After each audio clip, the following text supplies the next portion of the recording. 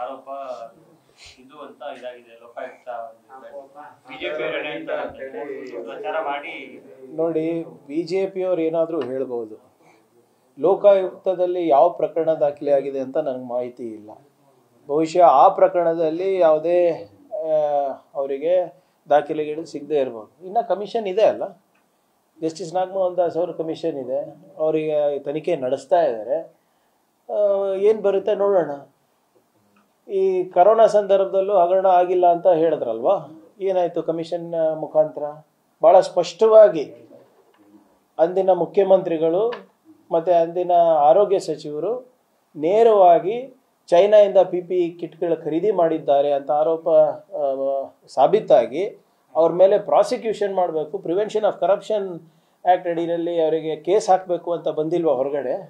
ಅದನ್ನು 40% ಸರ್ಕಾರನೇ ಅಲ್ಲ, ಅದು ಆಲ್ಮೋಸ್ಟ್ ಎಷ್ಟು 333 ರೂಪಾಯಿ ಇರುವಂಥ PPE ಕಿಟ್ನ 2117 ರೂಪಾಯಿ ಖರೀದಿ ಮಾಡಿದ್ದಾರೆ ಅಂದರೆ ಅದೆಷ್ಟು 1000% ಸರ್ಕಾರ ಆಯ್ತಲ್ಲ, 1000% ಸರ್ಕಾರ ಆಯ್ತಲ್ಲ ಅವಾಗ.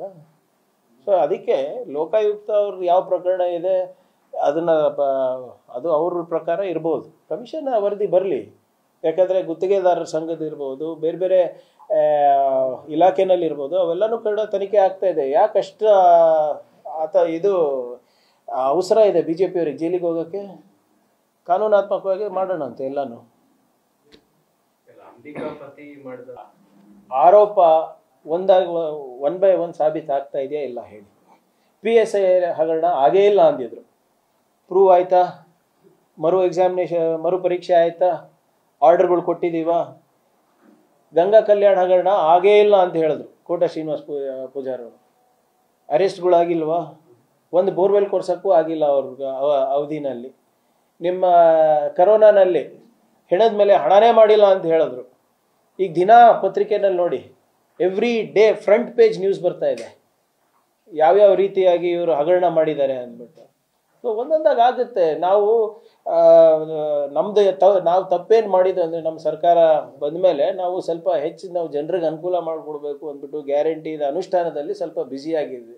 ಇವರು ನಮ್ಮ ಒಳ್ಳೆತನದ ಅಡ್ವಾಂಟೇಜ್ ತೊಗೊಂಡು ಏನೂ ಆಗಿಲ್ಲ ಅಂತ ಅಂದ್ಕೊಂಡಿದ್ದಾರೆ. ಒಂದೊಂದಾಗ ಸಾಬೀತಾಗುತ್ತೆ. ಯಾಕೆ ನಾನು ಹೇಳ್ದಂಗೆ ಯಾಕೆ ಅಷ್ಟು ಅವಸರ ಪಡ್ತಾ ಇದ್ದಾರೆ BJP ಅವರು? ಅವ್ರ ಅಧಿವೇಶನ ಎಷ್ಟು ಸರಿ ನಡೆಸಿದ್ದಾರೆ ತೆಗಿರಿ. ನಾನು ಚಾಲೆಂಜ್ ಮಾಡ್ತೀನಿ, ಸಿದ್ದರಾಮಯ್ಯ ಹಿಂದಿನ 5 ವರ್ಷದ ಅವಧಿನಲ್ಲಿ ನಾವು ಕಾಂಗ್ರೆಸ್ ಅಧಿಕಾರದಲ್ಲಿದ್ದಾಗ ನಾವು ಎಷ್ಟು ದಿನ ಸದನ ನಡೆಸಿದ್ದೇವೆ, ಅವರು ಎಷ್ಟು ದಿನ ಸದನ ನಡೆಸಿದ್ದಾರೆ ಅವರು. BJP ಅವರ ರಾಜ್ಯಾಧ್ಯಕ್ಷರು ರಾಷ್ಟ್ರಾಧ್ಯಕ್ಷರು ಯಾರಾನ ಬಂದ್ಬಿಟ್ರೆ ಸದನ ಮೊಟಕುಗೊಳಿಸ್ಕೊಂಡು ಹೋಗಿರೋದು ಬೆಳಗಾವಿನಲ್ಲಿ, ನೆನಪಿರ್ಬೋದು ಅವರಿಗೆ. ಸದನ ನಡೆಸೋ ಜವಾಬ್ದಾರಿ ನಮ್ಮದೂ ಇದೆ, ಅದನ್ನು ನಾವು ಮಾಡೇ ಮಾಡ್ತೀವಿ. ಆಮೇಲೆ ಅದರ ಬಗ್ಗೆ ಚರ್ಚೆ ಮಾಡಲಿ. ಇದು ಕರೋನಾದಿಂದನೇ ಪ್ರಾರಂಭ ಆಗಲಿ ಚರ್ಚೆ, ಮಿಕ್ಕಿದೆಲ್ಲ ಯಾಕೆ ಬೇಕಂತ ಅವರಿಗೆ?